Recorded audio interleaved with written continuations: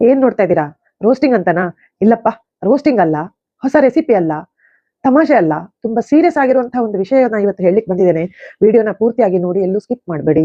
ಇದು ಒಂದು ಸ್ಕ್ಯಾಮ್ ವಿಷಯದಲ್ಲಿ ಹೇಳ್ತಾ ಇದ್ದೀನಿ. ಇದು ನನಗೆ ಆಗಿರುವಂತದ್ದು. ಎಷ್ಟೋ ಜನ ಬಿಸ್ನೆಸ್ ಅಲ್ಲಿ ಇರ್ತೀರಾ, ಅಥವಾ ಮುಖ್ಯವಾಗಿ ಕೇಟರಿಂಗ್ ಬಿಸ್ನೆಸ್ ಅಲ್ಲಿ ಇರುವವರು ಅಲರ್ಟ್ ಆಗಿರಿ. ಯಾಕಂದ್ರೆ ನನಗೊಂದು ಕಾಲ್ ಬಂತು. ಮಂಗಳೂರಿನವರೇ, ಮಂಗಳೂರು ಭಾಷೆಯಲ್ಲಿ ಮಾತಾಡ್ತಿದ್ದಾರೆ. 350 ಜನರಿಗೆ ಕೇಟರಿಂಗ್ ಬೇಕು, ಬರ್ತ್ಡೇ ಪ್ರೋಗ್ರಾಮು, ರಾತ್ರಿ ಊಟ ಬೇಕಿತ್ತು 350 ಜನಕ್ಕೆ ಅಂತ. ನಾನು ಅದಕ್ಕೆ ಆಯ್ತು ಅಂತಂದೆ. ಆಮೇಲೆ ಅವರಾಗ ಅವರು ನಾಳೆ ಬರ್ತೀನಿ 5 ಗಂಟೆಗೆ ಅಡ್ವಾನ್ಸ್ ಕೊಡ್ತೀನಿ ಅಂತಂದ್ರು. ನಾನು ಹ್ಞೂ ಅಂದೆ.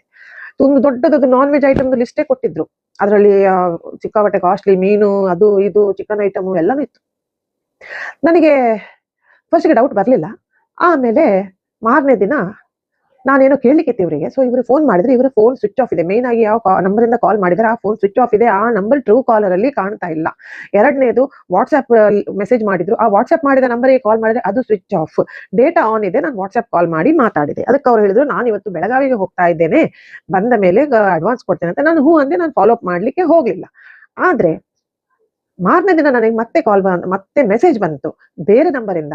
ಮೆಸೇಜ್ ಮಾಡ್ಬಿಟ್ಟು ಏನ್ ಹೇಳ್ತಾ ಇದ್ದಾರೆ ಅಂದ್ರೆ, ನನಗೆ ಕಾಲ್ ಮಾಡಿ ಅಂತ. ನಾನು ಕಾಲ್ ಮಾಡಿದೆ. ಕಾಲ್ ಮಾಡಿದಾಗ ಏನ್ ಹೇಳಿದ್ರು, ನಾವು ಬೆಳಗಾವಿಗೆ ಹೋಗುವಾಗ ಟ್ರೈನಿನಲ್ಲಿ ನಮ್ಮ ಲಗೇಜ್ ಎಲ್ಲ ಯಾರೋ ಎತ್ಕೊಂಡು ಹೋದ್ರು. ತುಂಬಾ ಪ್ರಾಬ್ಲಮ್ ಆಯ್ತು. ನನ್ನ ಹೆಂಡತಿಗೆ ಹೆಲ್ತ್ ಇಶ್ಯೂ ಆಯ್ತು, ಹಾಗಾಯ್ತು ಹೀಗಾಯ್ತು. ಅದಕ್ಕೆ ನಾನು ಕೇಳಿದೆ, ವ್ಯಾಲ್ಯೂಬಲ್ಸ್ ಎಲ್ಲ ಇತ್ತ ಅದ್ರಲ್ಲಿ? ಇಲ್ಲ, ನಮ್ದು ಮೊಬೈಲ್ ಎಲ್ಲ ಎತ್ಕೊಂಡು ಹೋಗಿದ್ದಾರೆ ಅಂತಂದ್ರು. ನಾನು ಅದಕ್ಕೆ ಹೌದಾ ಅಂತಂದೆ. ಸಿಗ್ಬೋದು, ಟೆನ್ಷನ್ ಮಾಡ್ಬೇಡಿ ಅಂದೆ. ಇವರು ನನಗಿವಾಗ ಅರ್ಜೆಂಟ್ ದುಡ್ಡು ಬೇಕಾಗಿತ್ತು, ಸ್ವಲ್ಪ ದುಡ್ಡು ಕೊಡಿ ಅಂದ ತಕ್ಷಣ ನನಗೆ ಗೊತ್ತಾಯ್ತು, ಇದು ಸ್ಕ್ಯಾಮ್ ಅಂತ. ಅದಕ್ಕೆ ನಾನು ಹೇಳಿದೆ, ಸರ್ ನನಗೆ ಅಕೌಂಟ್‌ಗೆ ಆಕ್ಸೆಸ್ ಇಲ್ಲ. ನಾನು ಬರೇ ಏನಿದ್ರೆ ಬುಕಿಂಗ್ಸ್ ತಗೊಳ್ಳೋದು ಅಷ್ಟೇ. ನನಗೆ ದುಡ್ಡು ಟ್ರಾನ್ಸ್‌ಫರ್ ಮಾಡ್ಲಿಕ್ಕೆ ನನಗೆ ಯಾವುದೇ ಆಕ್ಸೆಸ್ ಇಲ್ಲ ಅನ್ನೋದಕ್ಕೆ, ಸರಿ ಆಯ್ತು ನೋಡುವ ಅಂತ ಇಟ್ರು. ಮತ್ತೆ ಇವತ್ತು ಕಾಲ್ ಬಂತು. ಬೆಳಗ್ಗೆ ಕಾಲ್ ಬಂದು ಮತ್ತೆ ಅದೇ ಕತೆ.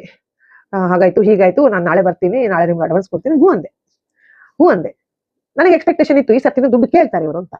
ಆಮೇಲೆ ಎಲ್ಲ ಮಾತಾಡಿ ಕೊನೆಗೆ ನನಗೊಂದು 2,000 ಇದ್ರೆ ಕೊಡಿ ಅಂತಂದ್ರು.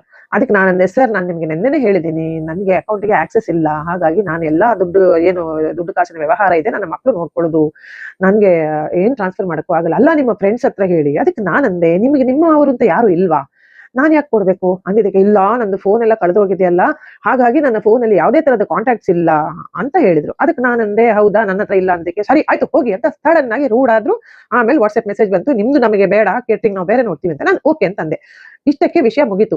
ಆದ್ರೆ ನಾನು ನಿಮ್ಗೆ ಎಲ್ರಿಗೆ ಹೇಳುದು, ದಯವಿಟ್ಟು ಈ ತರದ ಸ್ಕ್ಯಾಮ್ ಇಂದ ದೂರ ಇರಿ. ಯಾರಾದ್ರೂ ಸರಿ ಏನಾದ್ರೂ ದೊಡ್ಡದ ಆರ್ಡರ್ ಕೊಟ್ರೆ ನಿಮ್ಮ ಕೈಗೆ ದುಡ್ಡು ಬರದೆ ಯಾವುದೇ ತರದ ಟ್ರಾನ್ಸಾಕ್ಷನ್ಸ್ ಮಾಡಬೇಡಿ. ಅವ್ರು ತುಂಬಾ ಕತೆ ಕಟ್ಬಹುದು, ನನಗೆ ಕಷ್ಟ ಇದೆ, ನಾನು ಸಿಕ್ಕಾಕೊಂಡಿದ್ದೇನೆ, ನನ್ನ ಕದ್ಕೊಂಡು ಹೋಗಿದ್ದಾರೆ, ಅದು ಇದು ಏನೇನೇನೋ ಹರಿಕತೆಗಳನ್ನ ಹೇಳ್ಬಹುದು. ಆದರೆ ದಯವಿಟ್ಟು ಇಂಥವುಗಳನ್ನೆಲ್ಲ ನೀವು ಕಣ್ಣಲ್ಲಿ ನೋಡದೆ ನಂಬೇಡಿ. ಸಪೋಸ್ ಅವರೇನಾದ್ರೂ ಕಷ್ಟ ಹೇಳ್ಕೊಂಡ್ರು, ಅದಕ್ಕೆ ಬೇಕಾದ ಪುರಾವೆಯನ್ನು ಕೇಳಿ ಮುಂದುವರಿರಿ ಅಷ್ಟೇ.